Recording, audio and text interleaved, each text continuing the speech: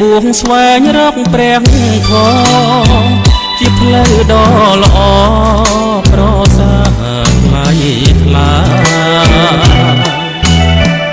បុះដើមបីសងគុណមេដាបៃតាបន្តរក្សាសាសនាព្រះពុទ្ធបុះជាព្រះសង្ឃក្រងស្បង់ជីវ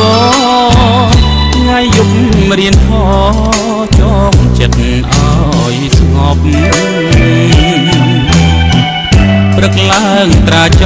បន្បាតតាមស្រុកជីវិតកំណត់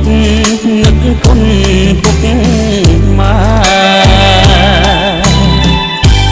ជីវិតអ្នកបួងរស់ដោយបាយបានអារម្មណ៍សស្អាតគ្មានចិត្តវាចវេផ្ដាច់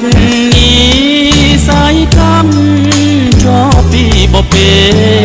ព្រះធម៌បងវ៉ែតាមផ្លូវសាសនាបុះតាំងពីតូចរហូតដល់ធំវត្តជាត្រនំសន្សំធម៌អាស្ដាប់អវត្តព្រះជំរះចិនដាផ្សព្វផ្សាយមេត្តាស្វែងរកនិព្វាន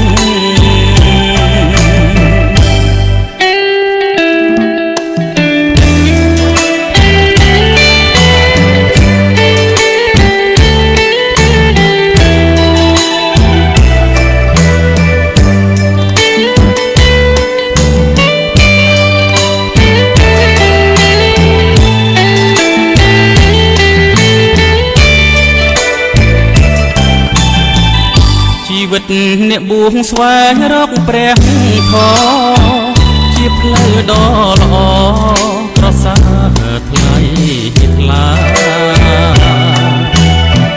បុះដើមបីសងគុណមេដាបៃតាបន្តរក្សាសាសនាព្រះពុទ្ធបុះជាព្រះសង្ឃក្រងស្បង់ជីវរថ្ងៃយប់រៀនធម៌ចងចិត្តឲ្យស្ងប់ព្រឹកឡើងត្រាចបន្បាតតាមស្រុកជីវិតកំណត់នឹកគុណពុកម៉ែ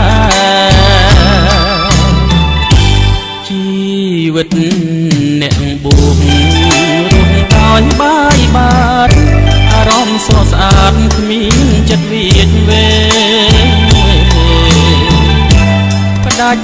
នីស័យកម្មជាប់ពីបពេព្រះធម៌បងបែតាមផ្លូវសាសនាបុះតាំងពីតូចរហូតដល់ធំវត្តជាត្រនំសន្សំធម៌អាស្ដាប់អវត្តព្រះជំរះចិនដា